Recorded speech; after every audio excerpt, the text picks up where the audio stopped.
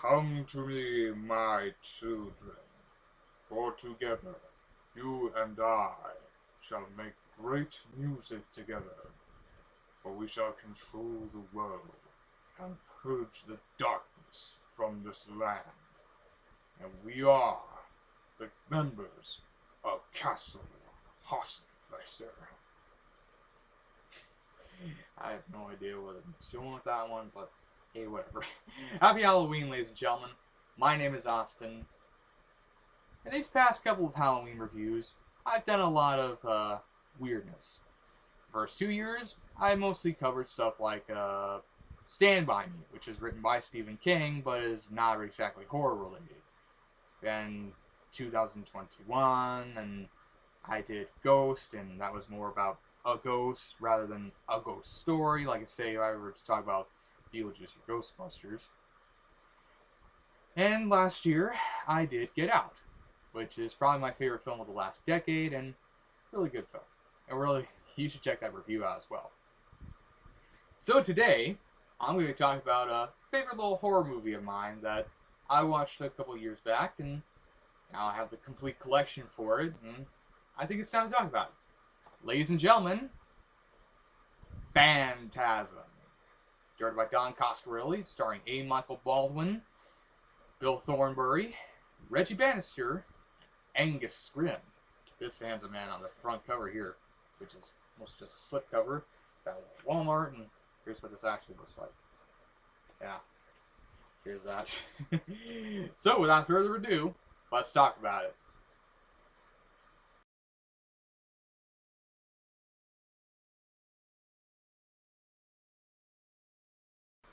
The plot for Phantasm is a little hard to describe, but I'm going to try nonetheless because I am somewhat of a professional, but not by much.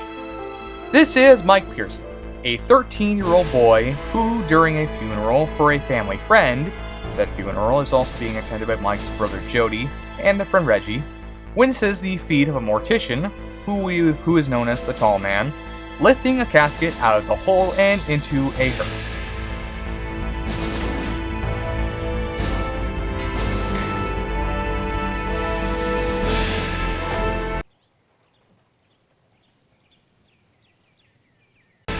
Mike then decides to go and see what's going on at the mausoleum, and finds 3 things. Number 1, the Tall Man is a sort of malevolent, supernatural being. Number 2, he has balls of steel. And number 3, he's using the dead bodies of certain people to make dwarf-like zombies to send to his homeworld to become slaves. With this in mind, Mike, Jody, and Reggie all come together to try and stop the Tall Man from orchestrating his evil plan. And that was Phantasm in a nutshell, folks. See you next time! No substitutions, exchanges, or refund. In all fairness, the plot isn't the easiest to describe without giving it all away. But the way it plays out is rather interesting, and I still need to give my take on the film, so you're going to want to stick around. But before we see how I feel about the film, let's see how it got made.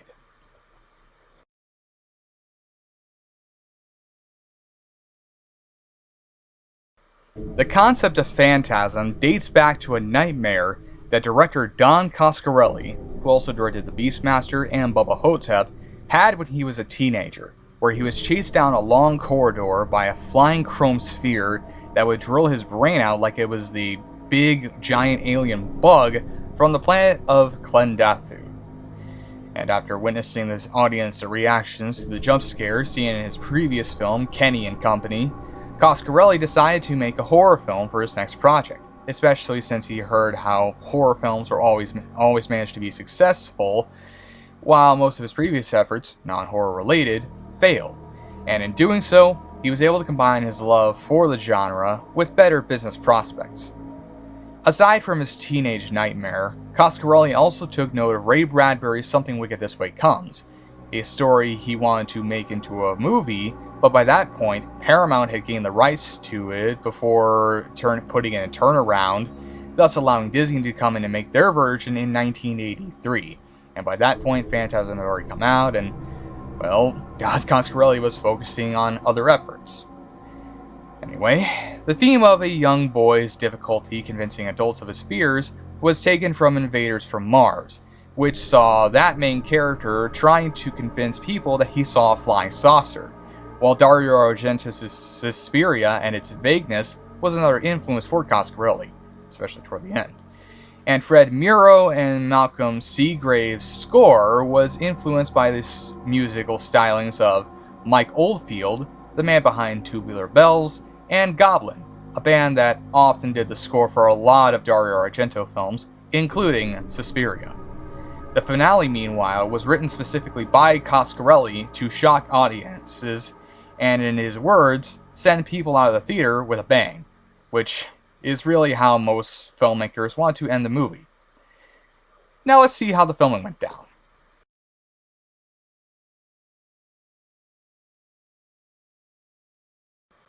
For the filming of Phantasm, Don Coscarelli has said that the budget was around $300,000, and that most of it came from his father and was credited as the film's producer, and that additional funds came from doctors and lawyers. It should also be noted that there were no accountants on set, so it's really just an estimate of how much cash the film cost. Something evident in the fact that Don Coscarelli's mom did the makeup, costumes, and special effects. The cast and crew were made up of friends and aspiring professionals, with most of the casting being based on actors that the director had worked with before and even wrote the character specifically for them, and he couldn't afford an editor or cameraman, so Coscarelli did those himself. On top of that, the crew was so inexperienced they didn't see the apparent dangers of using gun blanks, with Coscarelli's jacket catching fire because of a shotgun blank being just one example that I found. Note to self, check the gun blank properly out of fear of my brown leather jacket catching fire. Meanwhile, filming was done during weekends and could go as long as 20 hours a day for about a year or so, with Reggie Bannister pretty much saying that everyone was winging it during production. In fact, he did most of his own stunts, where the actors would be called to do their scenes and were picked up as soon as they became available. Even though the film is set in Oregon, the filming was actually done in the the San Fernando Valley in Chatsworth, California, which is the home of the Iverson Movie Ranch, where the movie was not filmed. And owing to the film's lack of an idea of what to do, the script received frequent changes during production, with Bannister even going on record as saying he never saw the completed screenplay, resorting instead to improvising everything and working scene by scene, not unlike my girlfriend's sister's birthday party. Coscarelli best summed up the script as non-linear, and while the basic concepts of the final film were in the script, it was considered about as focused as a hyperactive dog in a museum. Like I said, the spheres came from a nightmare Coscarelli had, but while there was the threat of actually being drilled, the actual drilling never came into play until the film was being made, as they mostly chased him around like the long corridor, like it was frickin' Pac-Man. The spheres, meanwhile, were designed by an elderly metal worker named Will Green, who sadly died before he could see them in action, while the black 1971 Plymouth Barracuda was used because Coscarelli knew someone in high school who drove one and soon got his filthy mitts on one when he used it for the film. Lastly, you know that ice cream shop in the film? The one where the tall man stares at Mike? That was filmed on the outskirts of the San Diego County in Julian, California, which is the filming location for a slasher film called Satan's Blade, presumably to be spotlighted in the Cinema Snob's 1984 film video coming sometime next year. And on that note, let's get to the post-production work.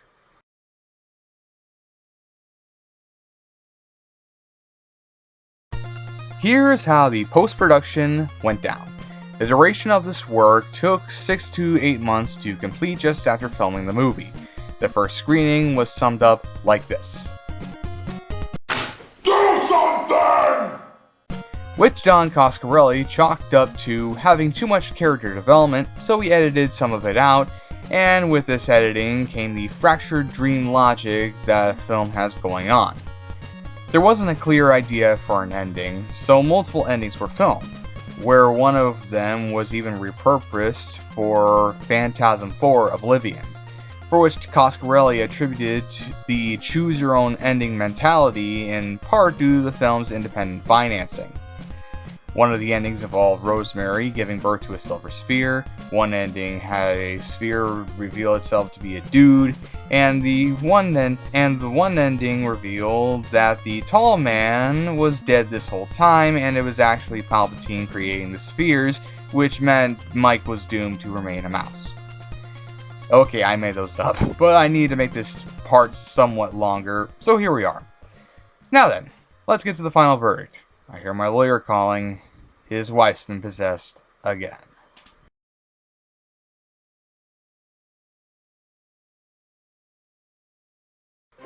Phantasm is a movie that was on my mind for quite a while, and that was maybe 2 years ago.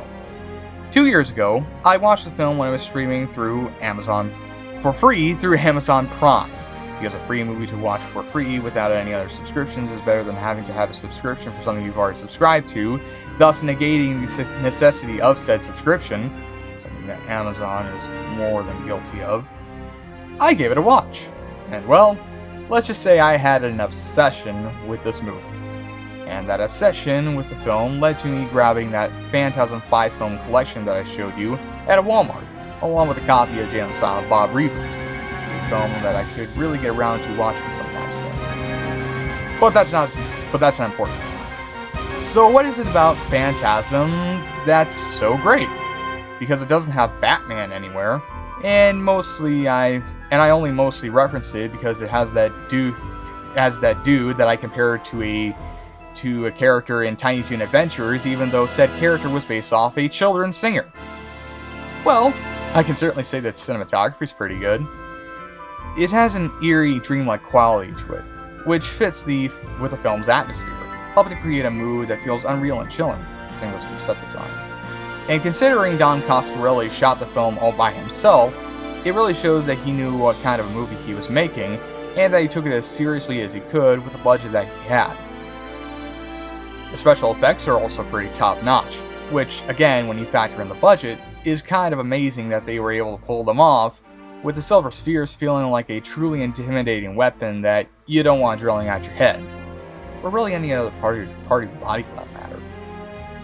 The spheres are some of the coolest horror film weapons ever, and are almost like deadlier Pokeballs, only you don't throw them, they just fly around, and the purpose of the spheres is to have them drill out a person's brain and spray out a fountain of blood, as opposed to just catching Pokemon.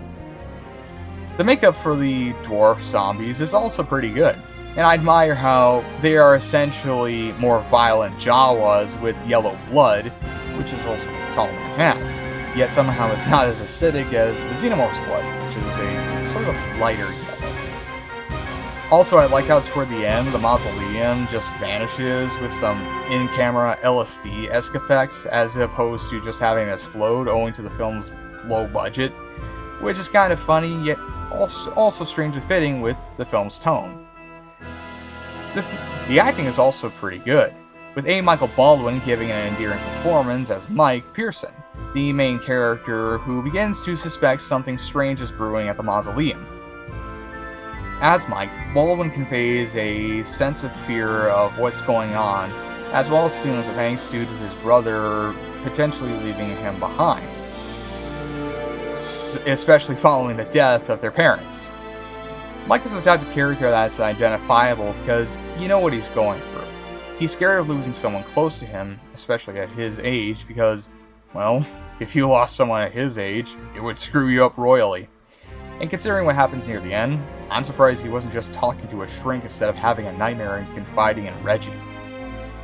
Baldwin also makes the character work, ensuring ensures that Mike is likable and an endearing character throughout the adventure. Bill Thornbury is also very good as Mike's older brother Jody, who pretty much is unsure of himself following the death of their parents, as he's uncomfortable with being the guardian of his younger brother. Jody also is at first skeptical of what Mike fears, believing it to be just some kid babbling about the boogeyman, and when to find what he's saying is true, and he's got to step in and stop it. You also see the concerns for Mike's safety through Jody's eyes, as he does care for his brother, even though Mike can hold his own, and does try to be the adult in most situations, which Thornbury conveys very well here. And when you learn his fate at the end, it's honestly pretty sad and devastating due to how likable he is. Also, he's a really good singer. Wish I could sing that good. Then you also have Reggie Bannister as, well, Reggie, Jody and Mike's friend and the everyman in most situations. Reggie is an ice cream man by trade, and is essentially the comic relief who pretty much gets into scenarios beyond his control, which makes his role pretty relatable. He's a loyal friend through and through, and Bannister's performance is proof that Reggie is awesome, something which the sequels definitely showcase more of. And last, but most certainly not least, there's Angus Scrim, who I once confused for Klaus Kinski for some reason, as the Tall Man, whose appearance oozes intimidation and fright. As the Tall Man, Scrim doesn't say much, but the looks on his face say enough. He's very sinister and imposing, almost like Darth Vader running a funeral parlor. Can't speak it much. And when he does say something, it's genuinely creepy, and would scare anyone out of their minds. Like this line. You play a good game, boy, but the game is finished. Now you die. The Tall Man is also sort of a metaphor for death, and that fear of death, which Mike obviously goes through a lot of in the film. This is something embodied toward the end, where, spoiler alert, Mike and Jody defeat the Tall Man by trapping it in a mine shaft, with Jody sealing it in a rock avalanche. Mike then wakes up and realizes and learns the truth. Jody is dead, having died in a car accident, as it is only in a dream where Death, who is represented by the Tall Man, can get his ass kicked, while in reality, Death is still the champion, and he will make you all his bitch.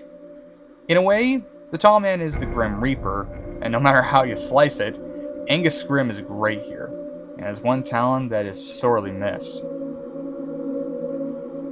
One last thing to note is the music, which is pretty stellar through its usage of synthesizers that invoke a sense of terror and dread throughout. It feels reminiscent of The Exorcist, especially when you factor the inspiration from Mike Oldfield's Tubular Bells in the score, which is pretty much The Exorcist's theme, and reminds me of Ennio Morricone's score for The Thing, without ever copying from the former and standing on its own 2 feet with its own flair.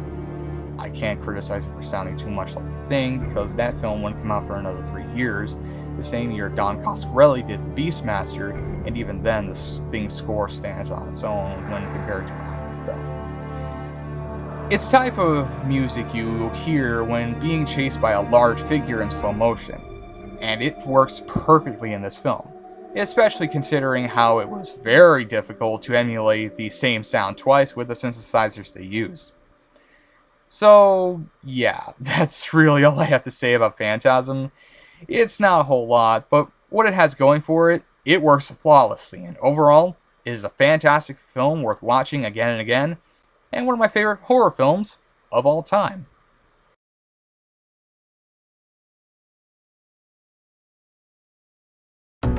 Phantasm was released on March 28, 1979, where it grossed $7 million in other territories, while in the US grossed $15 million. Now, what's 15 plus 7? 11. Good guess. but wrong. It's 22. Therefore, the movie grossed $22 million worth worldwide, which more than made back its $300,000 budget. Prior to its release, Don Coscarelli paid an audience to watch an early cut of the film, which he deemed a disaster due to their less than stellar reactions to the film. But rather than throw in the towel, he instead chose to take their comments as compliments and, like I mentioned, edited some things out in order to make it run faster. Another thing that probably helped was Robert Remy, the vice president of marketing for Avco Embassy Pictures, seeing the success of Halloween, another independently produced horror film, to purchase the distribution rights for Phantasm. When it came to reviews, Roger Ebert wasn't a fan, but did praise the pacing and visuals, while Variety praised it as having both humor and horror, and Charles Champlin of the Los Angeles Times called it a technical achievement with all sorts of eeriness and creepiness. Tim Pullian of the Monthly Film Bulletin was really not a fan, calling it incoherent, nonsensical, and utterly ridiculous, which is how one normally describes Exorcist II: The Heretic. So yeah, Phantasm initially got mixed reviews, but has gotten more positive in recent years, with John Squires of Bloody Disgusting giving it 4 out of 4 stars, Steve Barton of Dread Central giving a perfect 5 out of 5 stars, Matt Ishida once called Phantasm the film that got him a Plymouth Barracuda, excuse me, and TK Takaishi declared Phantasm the best horror film that's neither The Shining nor The Innocents. So with its retrospective reviews being more positive, it has of course become a cult classic, owing to its nostalgic value and mystic nature, with some fans gaining different interpretations on repeat viewings. The film was ranked at 25 in Bravo's list of the 100 scariest movie moments. Time Out London put it in as 75 of their list of the 100 best horror films. And everyone's favorite drive-in movie critic, Joe Bob Briggs, placed it at 20 of his 25 scariest DVDs ever list. The movie was inspiration for the villain Captain Phasma from the Star Wars sequel trilogy, especially when it comes to her design, which definitely take inspiration from the Silver Spheres, and also makes sense when you factor in that J.J. Abrams is a big fan of the film and was responsible for helping Coscarelli with the 2016 remaster of Phantasm. Some have even said that the Tall Man was inspiration for the internet-based character Slender Man. The Swedish death metal band Entombed has a song called Left Hand Path, which uses an interpolation of the Phantasm theme found on their album also titled Left Hand Path. And the 1997 video game Blood pays homage to the film in its first level by being set in Morningside's mortuary, while its sequel has a weapon called the Orb, which drills out the brains of your opponents much like the sphere in the film. And of course, there were sequels, including Phantasm 2 in 1988, Phantasm 3 Lord of the Dead from 1994, Phantasm 4 Oblivion from 1998, and in 2016 we got Phantasm Ravager, which was the last film to feature Angus Scrimm as the character, as he sadly passed away before the film was released. So, yeah, Phantasm was one hell of a film, and one that's not going to be forgotten. Not even by this horse. So that is Phantasm, ladies and gentlemen. It's a great movie, and it's definitely a film that I recommend going to check out because, well, if you don't go see it, I'm going to stick my balls on you. Anyway, whether you decide to pick it up on DVD as a part of this 5-film collection here, or individually, or you decide to pick it up on Blu-ray, either as a 5-film collection or individually, you're going to have a good time with Phantasm. The cinematography is great, the editing's pretty good, should have mentioned that, same with the pacing. The music's pretty good, the acting is overall pretty top-notch, and overall, it has a fun, sort of dreamlike quality to it that makes it worth watching again and again, and who knows, maybe you might come out with a different interpretation than what I just said. Or at least what I found from it. At least what I could tell. Anyway, that is So with that, this concludes my review of Phantasm. I hope you enjoyed it. Found it entertaining, educational, and made you want to go seek out this movie. Although, chances are you probably went out and got it anyway because someone decided to throw your balls. I'm just making a bunch of balls jokes at this point. I better end this thing before it gets worse with balls. Anyway, so with that, I will catch you later. I'll see you next time. I'm going to ride my balls. Insert clip of context here. I don't understand this. I'm riding my ball.